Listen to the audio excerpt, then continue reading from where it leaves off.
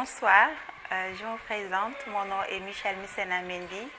Je suis étudiante en marketing et intelligence des affaires à l'Institut africain de management de Dakar. Je suis la Miss Monjac Sénégal 2019. maa ngi leen di ñaan ngeen may ma nuyu sama mbokku njaago yu tuuti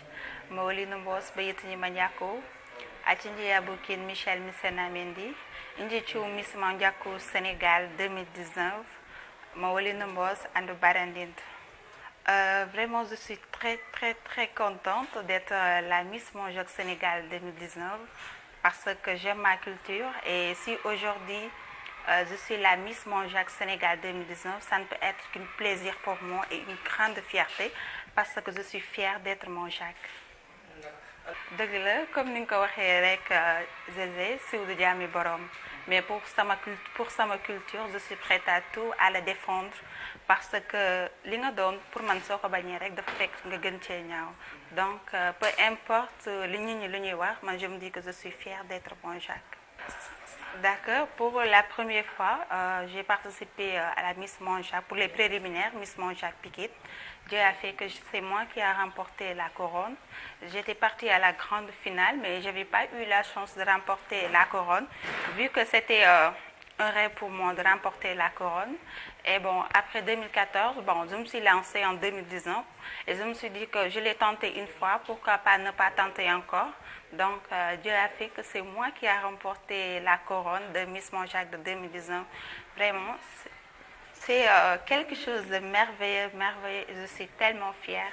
D'accord. Pour une première fois, je me tàggoo sama yaay aussi, de même que sama papa. Donc, dama doon tiit sax pour yaakaar ni duñ nangu yooyu noonu mais la première chose ba ma leen ko waxee dañoo sauter de joie parce que vraiment bu ñu gisee tamit man nga xamante ne je suis Monjac ñoom tamit ñu gis ne vraiment c'est quelque chose de merveilleux daal dañ ma cee poussé encouragement ne ma bu ma tiit bu ma ragal ñu ngi sama ginnaaw d'ailleurs même aussi à ma famille tout le monde mais ba ma leen ko waxee daal ñëpp a kontaan ñëpp ma soutenir et jour final bi vraiment képp koo xamante ni bëgg na Michel souhaité na ma aussi ma remporter couronne bi ñëpp ñëw nañ moo taxit yàlla loolu rek la mënoon def ma remporter couronne bi voilà.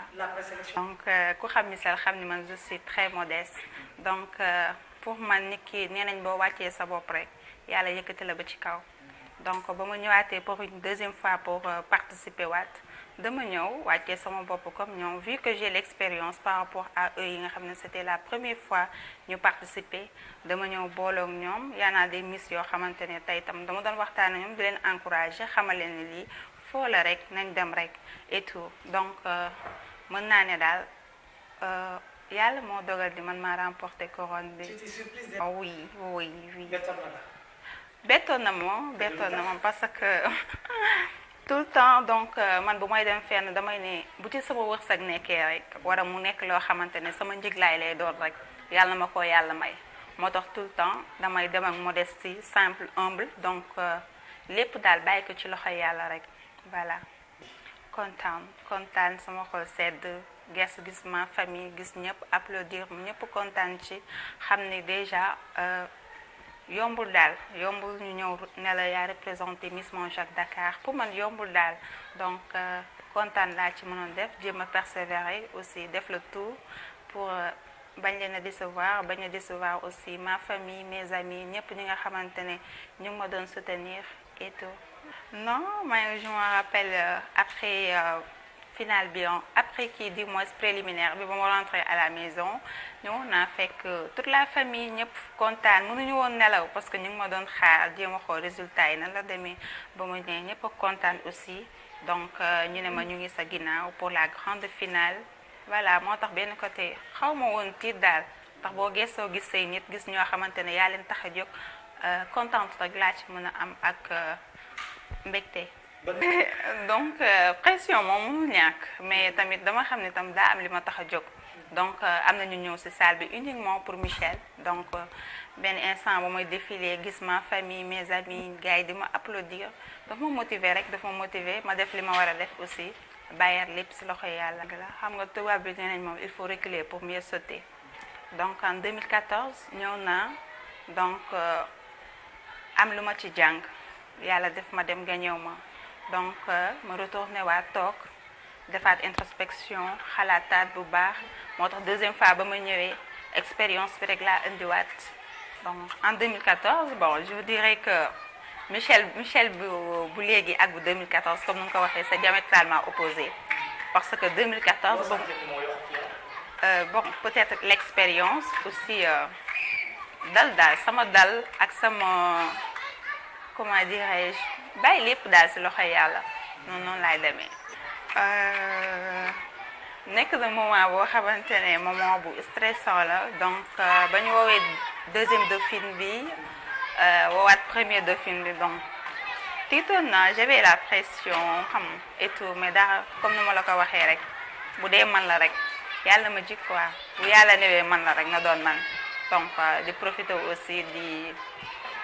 encourager Miss yi di leen wax ni aussi beneen yoon am na parce que essayé naa ko une première fois gagné wu ma mu essayé waat ko yàlla ne man la donc mun nañ ñëwaat tenter seen chance et tout bàyyi lépp daal ci loxoy yàlla voilà. donc dama ne nit moom wax dëgg fa yàlla loo xaarul rek du la fa fekk donc ma ne peut-être maa ngi ko doon ñàkkante en 2014 di def le tout année boobu sax laa gënoon am courage ak confiance ne sama année la donc comme bii nii bañ ma ko waxee dama ni ko du chance mérite la pour man parce que je l'ai toujours voulu toujours vouloir représenter ma culture donc fierté la daal ak pour man ak mbégte boo xamante ne vraiment neex na daal. ma kontaan. Bah oui, je me suis dit que enfin mon rêve s'est réalisé, être la Miss Monjac Sénégal. Parce que je me suis dit en tant que Monjac, vraiment, si aujourd'hui on me couronne Miss Monjac pour représenter une communauté, bon, pour moi c'est une grande fierté, c'est une grande fierté. Comme le thème de l'événement, bon, je me suis débrouillée afin de faire comprendre aux gens qu'un citoyen actif a un rôle essentiel à jouer, qui prend tout son sens avec l'exercice du droit de vote. C'est en grosso modo bon, le thème que j'ai eu à développer pour la grande finale. Et peut-être que Dieu a fait que j'ai convaincu le jury et l'assemblée qui était dans la salle et tout. D'accord, donc avant la grande finale, logé woon nañ presque une semaine du objectif yi mooy ñu miinante vu que ñu bëri ñu ngi doon jóge ci ay régions ay Thiès ay Mbour ay Ziguinchor yooyu noonu yëpp donc mu nekkoon initiative bu neex en plus ambiance bu neex parce que ñu ngi doon mel ni ñoo bokk ndey ñoo bokk baay ñu ngi doon kaf di foo di rey donc ba jour final bi et tout nekkoon na benn ndaje boo xamante ne neexoon na trop entre les Miss. maa ngi leen di def un gros coucou di leen wax aussi comme nu ma leen ko waxee rek maa ngi leen di encourager di leen encourager waat di leen wax da leen xëcc bu daggul dikk daal donc li ma leen mën a wax mooy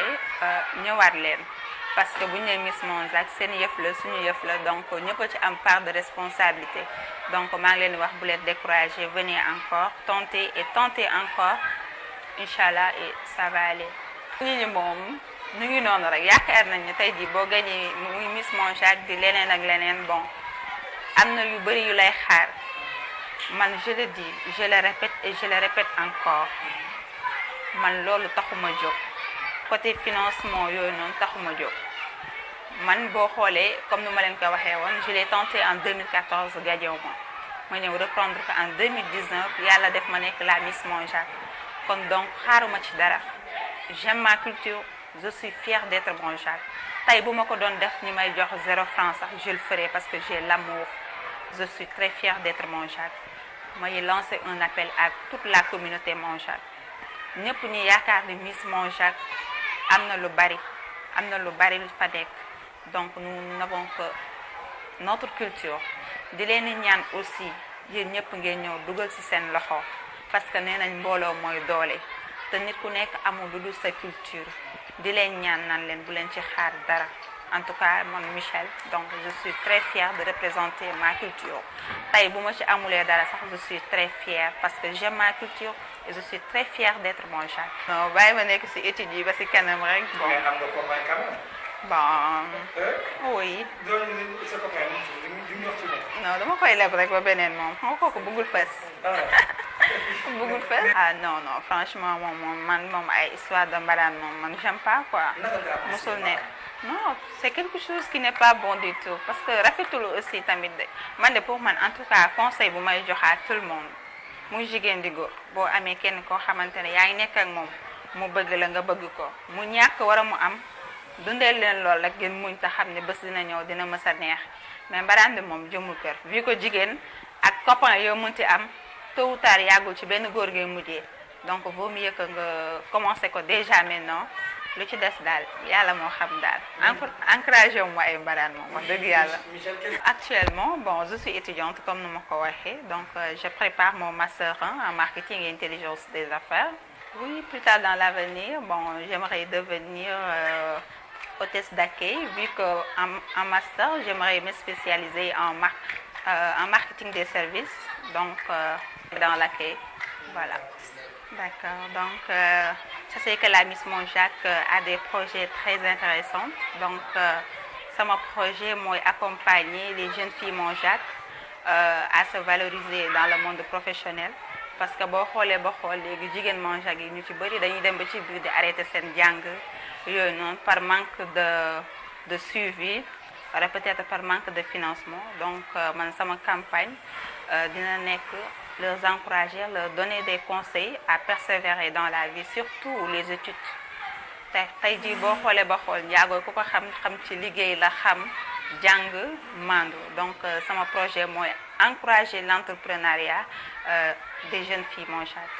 D'habitude je sais ñu bëri loolu lañ may wax donc nee nañ ma dañ may def reproche remarque boobu du moins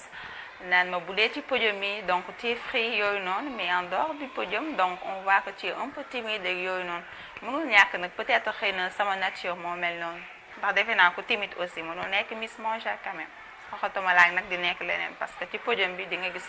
public bu nekk donc